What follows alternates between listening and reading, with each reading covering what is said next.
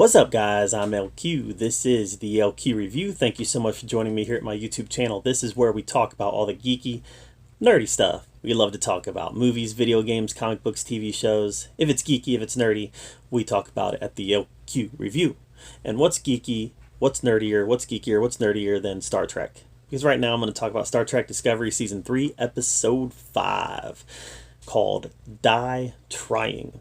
And I've talked about how I liked season 1 of Discovery. I didn't love it. It didn't feel like Star Trek. It really kind of let me down. Season 2 I didn't like at all. Didn't like it all. I thought it went out of the box too much when it painted itself into a box because of where it fell in the timeline, and it just kept going out of the box. And I didn't like that. Season 3 I've liked a lot more because they've gone into the future, and that has taken them out of the box. They can do whatever they want now. And the story that they've chosen to tell is really engaging. It's a story about Discovery trying to figure out what has happened to Starfleet. Because in this future, almost 1,000 years in the future, Starfleet is almost non-existent. There was something called the Burn that was related to warp drive, wiped out all these warp-developed planets, or at least the people. And the Federation has had to relocate. Its headquarters is not on Earth anymore. It had to relocate.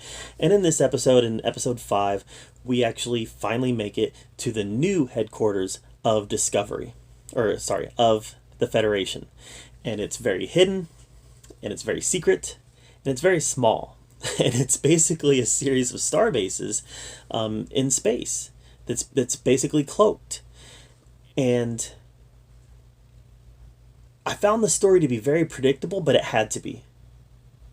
So just let me first say, I like this episode. I like this episode quite a bit, but it had to be predictable because it followed the logical route of what Starfleet would have done here. All right. We meet the new head of Starfleet, Charles Vance. Yep, Charles Vance is the new head of Starfleet. And he invites Saru, Michael, and Adira into headquarters to get debriefed, to find out, okay, this ship is a 1,000-year-old ship. What's it doing here? Why is it in such good condition? And they actually go into some exposition about, time travel is illegal. And you could be arrested. Just your presence here is illegal. So we go into some of that. But what I respected about this and what I liked about it was that they really followed procedure on what I think Starfleet would have done. They did not trust them. Starfleet did not automatically trust Michael and Saru and Adira because they had Starfleet uniforms on and were in a Starfleet ship. They wanted answers. They wanted answers as to why Discovery went missing all this time ago and just popped up here looking brand new.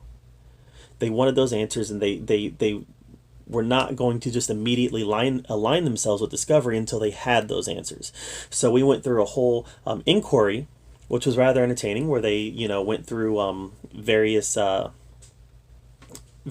from Discovery and kind of went through their interrogation, kind of Armageddon style, right? Remember that scene in Armageddon where they interrogated the oil workers? Whatever.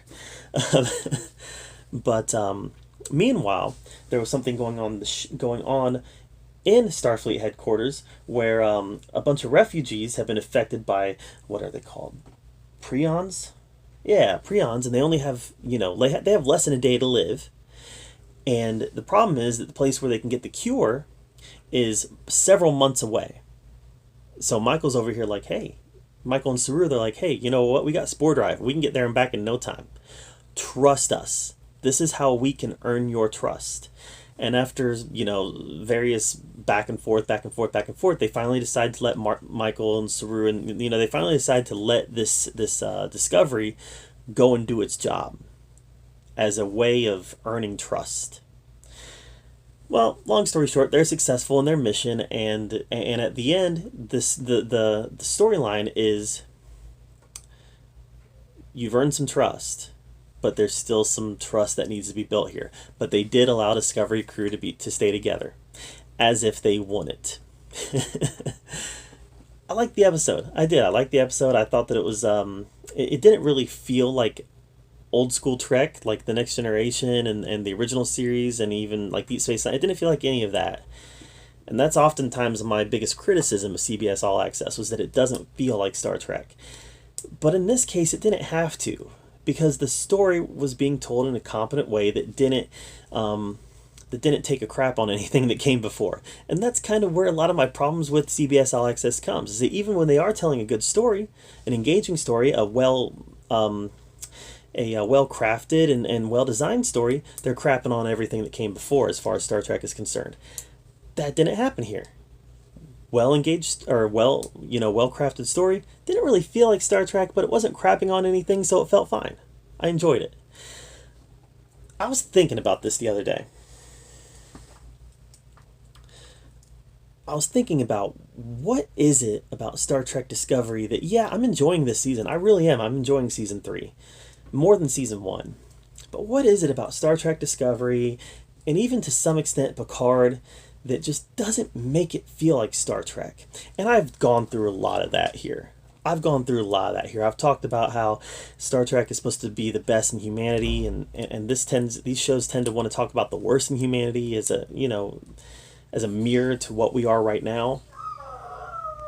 So what I think about it's pretty well documented, and why I think it is this way is pretty well documented. But at the same time, it's not episodic. Discovery and Picard were not episodic. And I think that's a big problem, because my Star Trek that I grew up with was always very episodic.